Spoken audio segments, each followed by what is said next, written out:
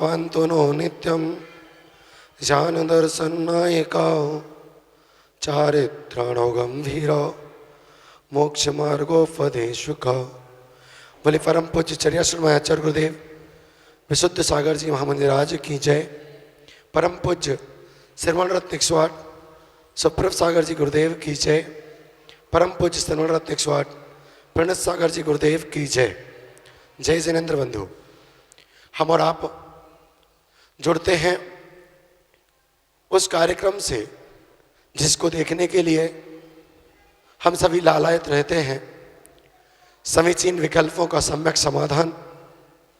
निश्चित रूप से हम सबके विकल्पों का आगमोक्त सम्यक रीति से पूज्य गुरुदेव समाधान करते हैं और हम उनकी मधुर वाणी से समाधान पाकर अपने आप को कृत समझते हैं।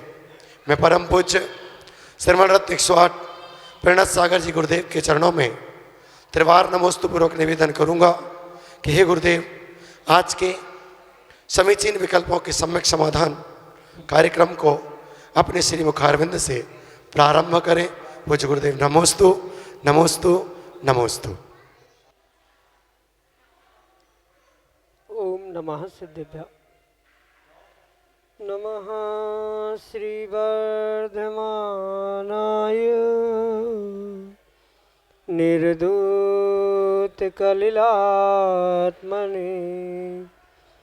सालोकानां त्रिलोकानां यद्विद्यादर्पणायते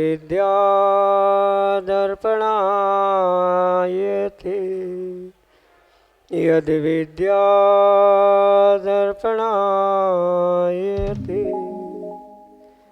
पंच परमिष्टि भगवान की परम पूज्य आचार्य भगवंत गुरुवर विशुद्ध सागर जी मुनि महाराज जी की, परम पूज्य मुनि श्री सुप्रभ सागर जी महाराज जी की।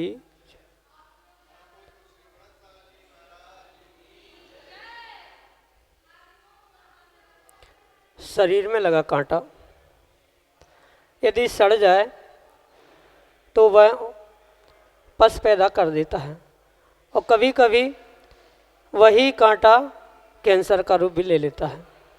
जैसे एक छोटा सा कांटा शरीर से निकलने पर राहत महसूस होती है, ठीक वैसे ही जब हमारे मन में अनेक विकल्प उठते हैं, जो विकल्प हमें दुर्गति में ले जाने वाले थे, यदि उन विकल्पों का समाधान हमें प्राप्त हो जाए तो हमें एक शांति की अनुभूति होती है।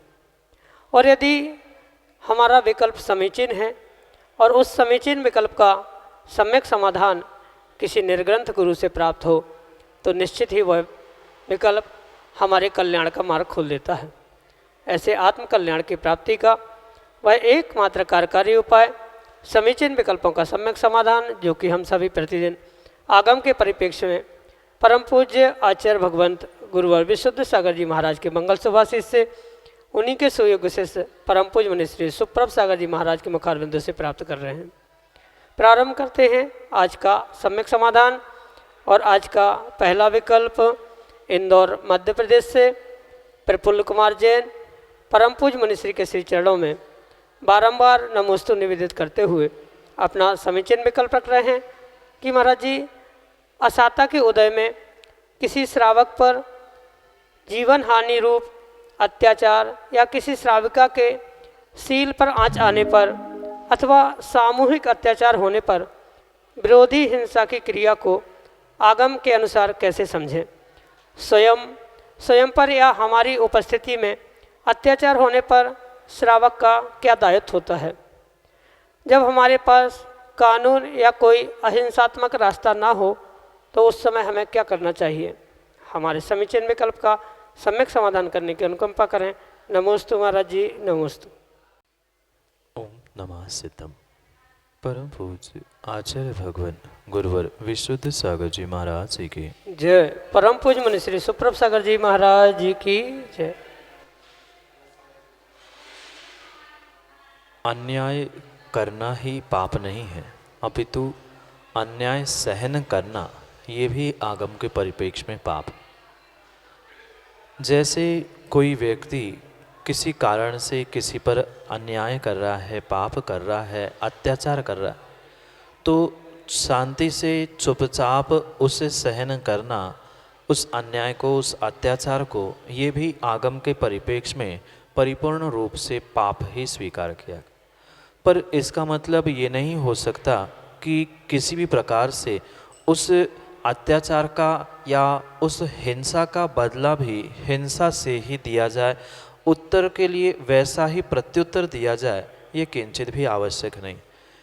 इसलिए आगम के परिप्रेक्ष्य में भले ही विरोधी हिंसा की संकल्पना श्रावकों के निमित्त से कही गई है, पर वह कैसी होनी चाहिए, कितने हद तक होनी चाहिए, कहाँ पर करनी चाहिए, ये परिपूर्ण रूप से श्रावक का स्वयं का विवेक होता है और विवेक के अनुसार ही वह जीवन में कार्य करता। अगर ये सोचे कि कोई निर्ग्रंथ मुनिराज उस विरोधी हिंसा के लिए या किसी अन्य हिंसा के लिए आपको प्रेरित करे, तो वह उनके व्रतों में दोष लगने का निमित्त होने के कारण से वे कभी भी ऐसा मार्गदर्शन नहीं कर सकते। ये तो एक श्रावक का अपना स्वयं का विवेक है कि किस हद तक उसके सामने होने वाले अत्याचार का वो किस प्रकार से प्रतिकार करे, किस प्रकार से सामने वाले को समझाने का प्रयास करे। ये एक श्रावक का अपना स्वयं का विवेक और साथ साथ उस परिस्थिति की आवश्यकता को समझते हुए उसे तात्कालिक निर्णय करने की आवश्यकता है। क्योंकि ऐसा कोई गणित, ऐसा कोई सूत्र नहीं है कि ऐसे ऐसे करने से इस प्रकार से ही ऐसा काम होगा या ऐसा करना चाहिए। तो परिपूर्ण रूप से इस विषय में निर्ग्रंथ मुनिराज किसी भी प्रकार से हिंसा की अनुमोदना नहीं कर सकते, क्योंकि उनका 9 कोटि से हिंसा करने का त्याग होता है। वे अहिंसा महाव्रत का पालन करने के निमित्त से कभी भी श्रावकों को या किसी भी जीव को संकल्पी विरोधी किसी भी प्रकार की हिंसा करने के लिए प्रेरित कर ही नहीं सकते।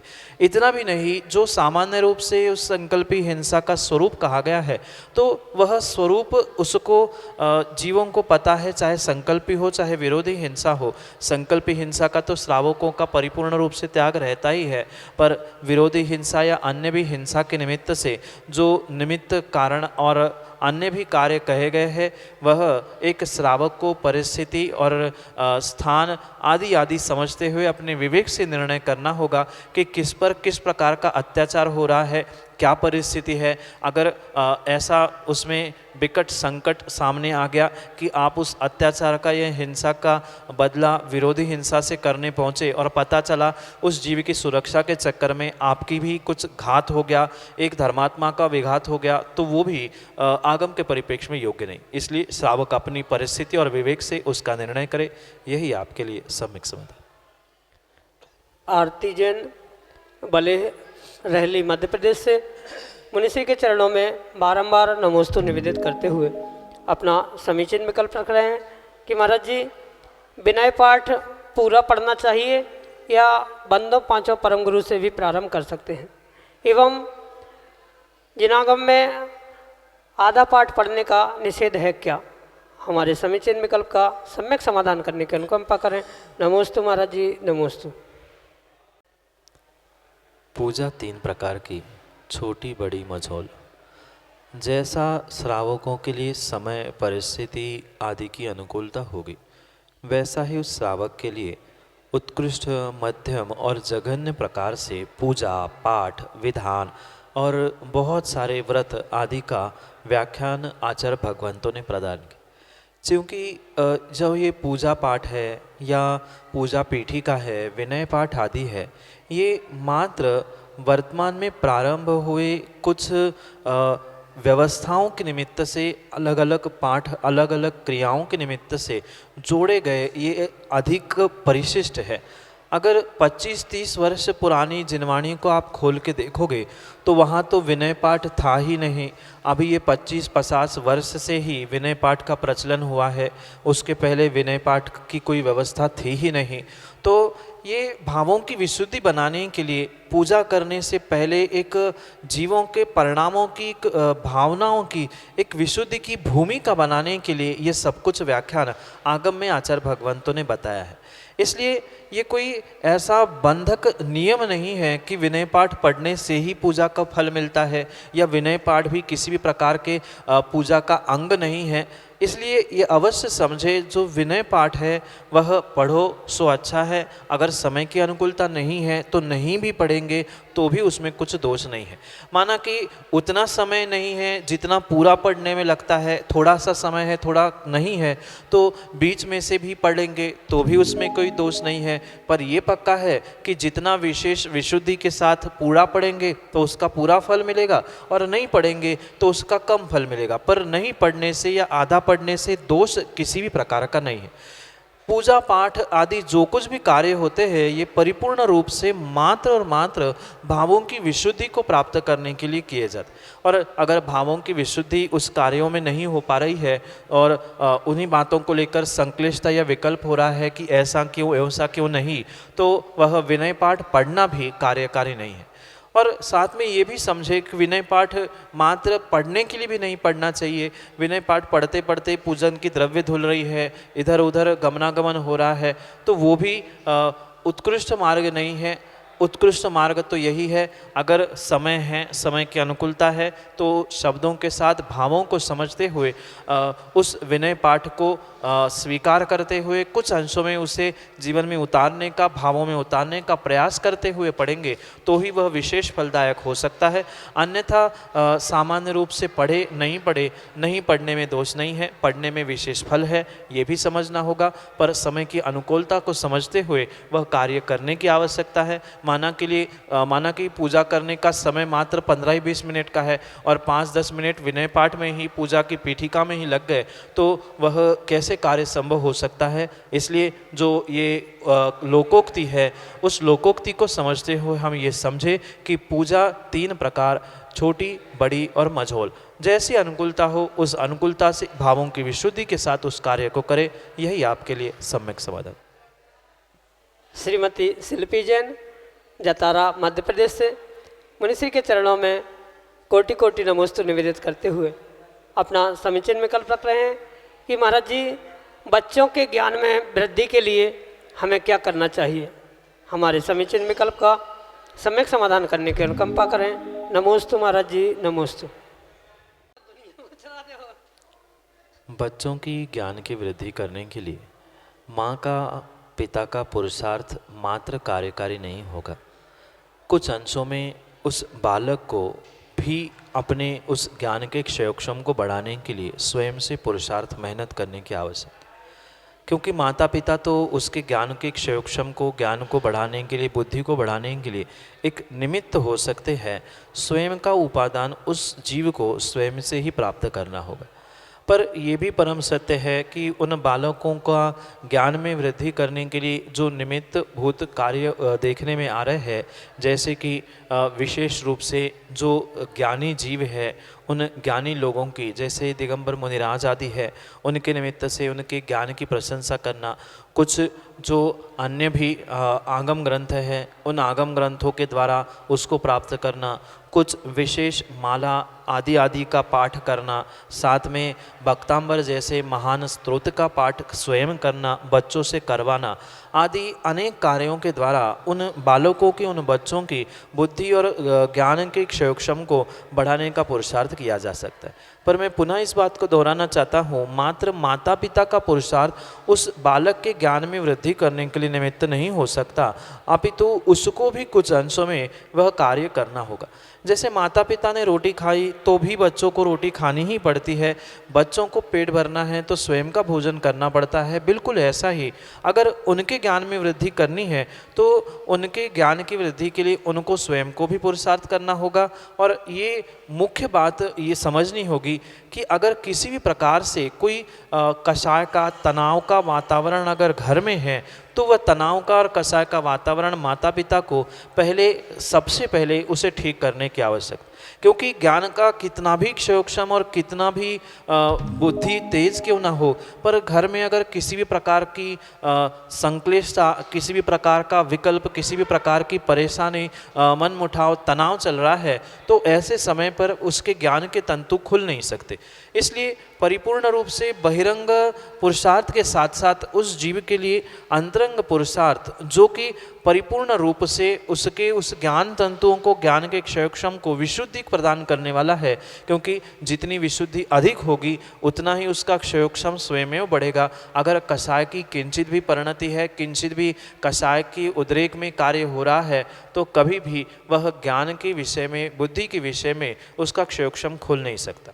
इसलिए भक्तांबर जैसे मंत्रों का पाठ करते हुए बहुत सारे आगम ग्रंथों में उन मंत्रों का पाठ दिया गया है। कुछ ना मिले तो नमोकार जैसा महामंत्र है, तो भक्तांबर नमोकार आदि मंत्रों के निमित्तों से पुण्य का वर्धन करते हुए साथ साथ स्वयं भी ज्ञान के लिए पुरुषार्थ करे और बच्चों के लिए भी पुरुषार्थ करते रहे, उनको भी भक्तांबर पढ़ने का ज्ञान दिया जाए, आदि आदि अनेक कारणों से, अनेक निमित्तों से। और सबसे मुख्य कार्य कषायों की उपशमना, तनाव, चिंता, लड़ाई झगड़े, इनसे अगर बच्चों को दूर रखा जाए तो नियम से वो भी अपने ज्ञान में, बुद्धि में विशेष प्रावीण्य प्राप्त कर सकते हैं।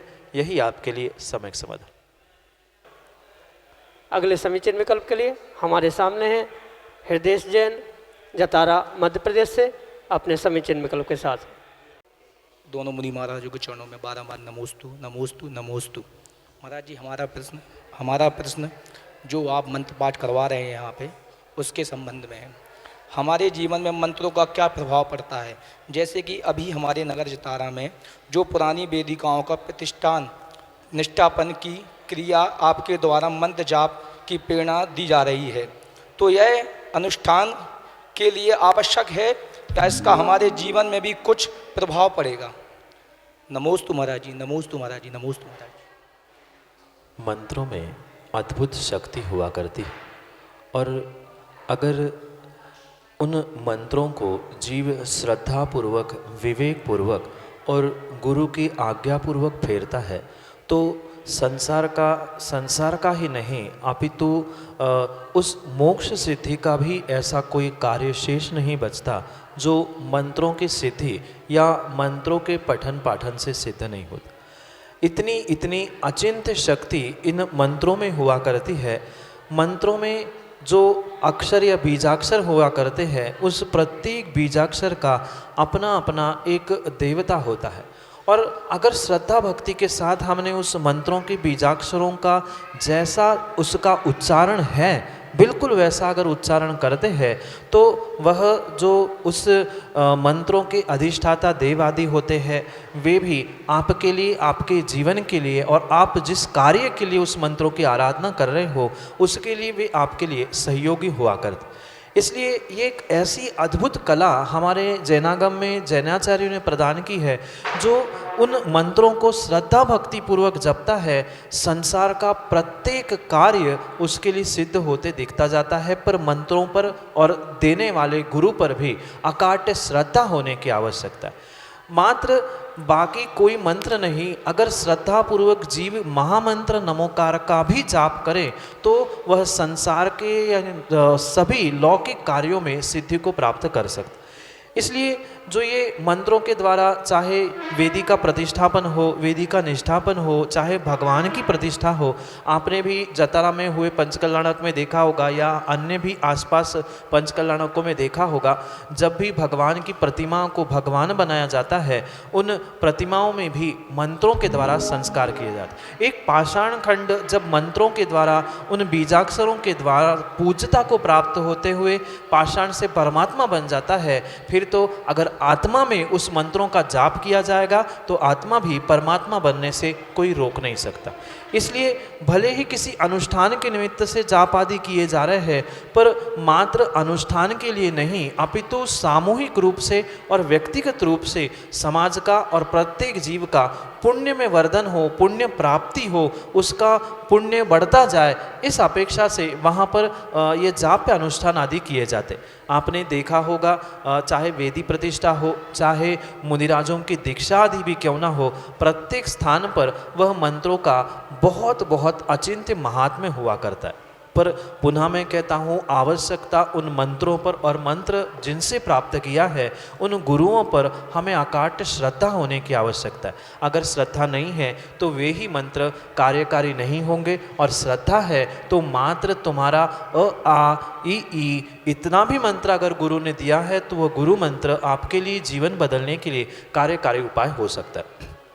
इसलिए जो निष्ठापन प्रतिष्ठापन आदि के निमित्त से जो समाज के लिए मंत्र फेरने की, माला पूर्ण करने की प्रेरणा दी जा रही है, वह समाज के भी हित में है और व्यक्तिगत रूप से स्वयं के लिए भी है। भले ही आपसे ये कह दिया जाए कि आपको दूसरों के लिए 2 रोटी खानी है तो पेट तो आपका ही भरेगा, भले ही दूसरों को दिखाने के लिए खाई जा रही है, दूसरों को समझाने के लिए कैसे रोटी खाती है दिखाने के लिए किया जा रहा है, पर कायदे से पेट तो आपका ही भरेगा। बिल्कुल ऐसा ही मंत्र साधना अगर गुरु के मार्गदर्शन में सही तरीके से, सही समय पर और श्रद्धा के साथ करते हैं तो जीवन के और इस लौकिक जीवन के और पारलौकिक जीवन के भी प्रत्येक कार्य सहजता से सिद्ध होते हुए देखने में आते हैं। यही आपके लिए सम्यक समाधान।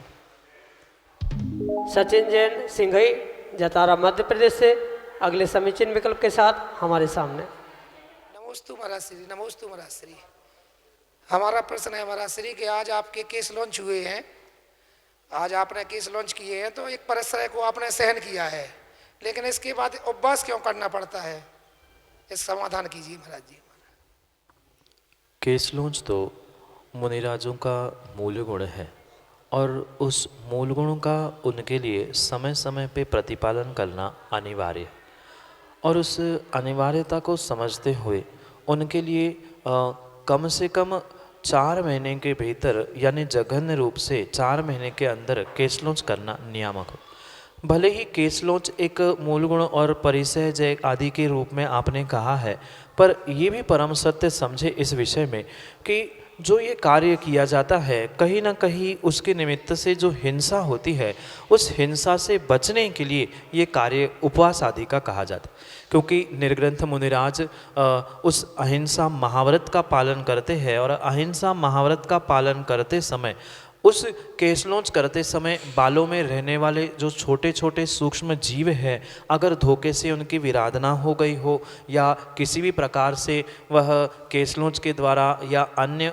मुनिराज के उस कार्य के द्वारा जो भी जीवों की विराधना, हिंसा, प्रताड़ना आदि जो कुछ भी हुआ हो, उसके लिए उनके मूलोत्तर गुणों में जो भी दोष लगा हो, उसके लिए ये आगम में आचार्य भगवंतों ने विधान लिखा है कि जब भी केस लॉन्च होता है वह उपवास पूर्वक ही होता है। ऐसा नहीं चलता आज केस लॉन्च किया कल उपवास कर लेंगे या पहले उपवास कर लिया बाद में केस लॉन्च करेंगे, ऐसी कहीं आगम की व्यवस्था नहीं है। स्पष्ट रूप से ये कहा गया है कि केस लॉन्च उपवास पूर्वक ही किए जाते हैं। जिस दिन उपवास है उसी दिन केस लॉन्च, और जिस दिन केस लॉन्च होते हैं उसी दिन उपवास करना होता है। ये उस केस लॉन्च के पीछे का नियम है और ये विधान ही ऐसा लिखा हुआ है। साथ में ये भी समझना होगा कि प्रायश्चित के साथ साथ ये एक नियोग के रूप में उस निर्ग्रंथ मुनिराजों के लिए कहा गया है कि ऐसा ही नियामक है तभी वह केस लॉन्च किया जाता है। अन्य किसी भी प्रकार से उपवास किए बिना आचार्य भगवान तो इतना भी कहते हैं कितनी ही विषम परिस्थिति क्यों ना हो, पर फिर भी वह निर्ग्रंथ मुनिराजों को उपवास पूर्वक ही केस लॉन्च करने की आज्ञा है। पहली बात प्रायश्चित और दूसरी आगम की आज्ञा, इन दोनों निमित्तों से दोनों परिचयों को एक साथ प्राप्त करते हुए मुनिराज उपवास के साथ ही उस केस लॉन्च को करते हैं। यही आपके लिए सम्यक समाधान। रूपल सिंघई जतारा मध्य प्रदेश से अगले समीचीन विकल्प के लिए हमारे सामने। तो महाराज जी, हमारा प्रश्न ये है कि हम माने जो जेंट्स लोग होते हैं वो जनेऊ क्यों पहनते हैं? जनेऊ या जो यज्ञोपवीत है वह उस रत्नत्रय का स्वरूप स्वीकार किया गया है जो कि मोक्ष मार्ग के लिए निमित्तभूत है। मोक्ष मार्ग का तो स्वरूप आपको पता ही होगा, सम्यक दर्शन, सम्यक ज्ञान और सम्यक चाल।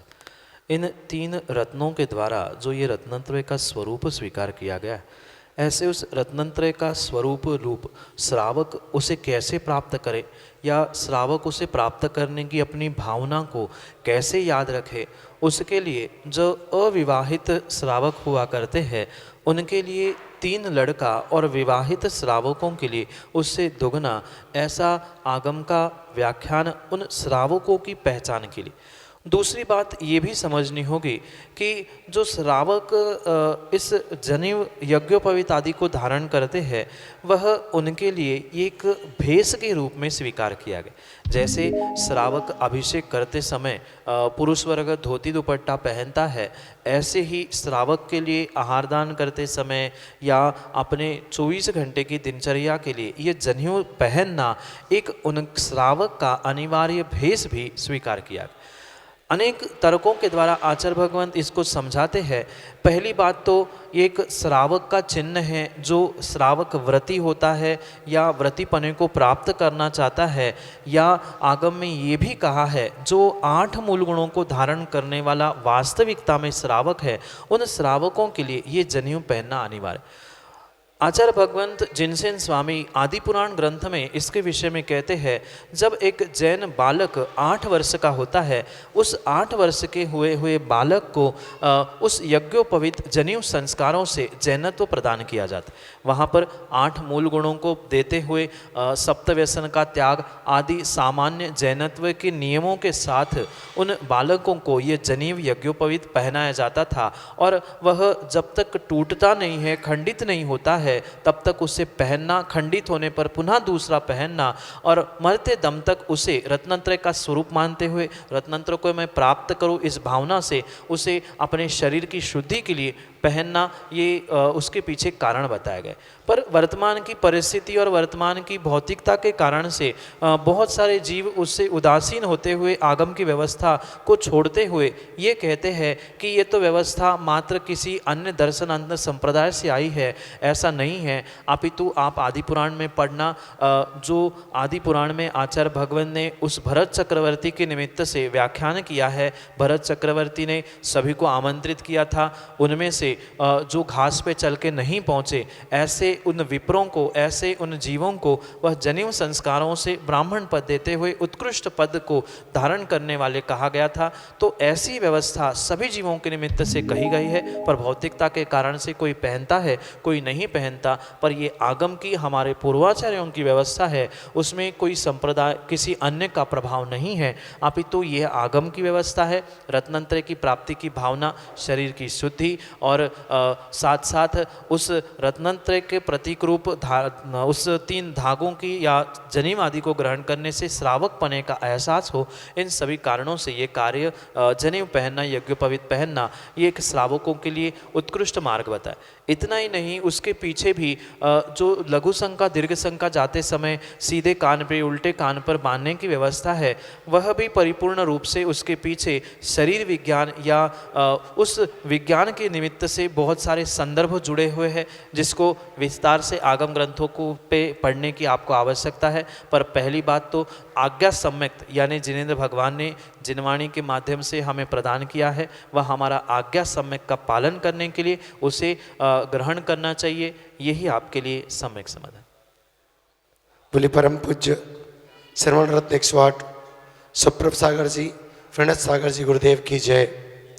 अभी हम और आप देख रहे थे लोकप्रिय कार्यक्रम समीचीन विकल्पों का सम्यक समाधान। वास्तव में संसार के जीवों के विकल्प बहुत हैं, परंतु यदि वह सम्यक विकल्प, समीचीन विकल्प बन जाते हैं तो ये विकल्प हम सबको संसार से पार कराने में सहयोगी हो जाते हैं। निश्चित रूप से आपके मन में भी कोई ना कोई विकल्प हिलोरे ले रहा होगा, तो आप अपने विकल्प को हमारे व्हाट्सएप नंबर 8707548811 पर या फिर हमें ईमेल के माध्यम से सम्यक.समाधान@gmail.com के माध्यम से भेज सकते हो। पूज्य गुरुदेव का यह सम्यक विकल्प कार्यक्रम समीचीन विकल्पों का सम्यक समाधान ठीक 5:15 बजे YouTube चैनल पर प्रसारित होता है और पूज्य गुरुदेव के मंगलमयी प्रवचनों का लाभ हम शाम को 7:40 पर जिनवाणी चैनल के माध्यम से प्राप्त कर सकते हैं। एक बार और सुन लीजिए, अपने समीचीन विकल्प हम तक 8707548811 पर हम तक पहुंचा सकते हैं और निश्चित रूप से गुरुदेव आपके विकल्पों का सम्यक प्रकारेण समाधान अवश्य करेंगे। सभी को जय जिनेंद्र।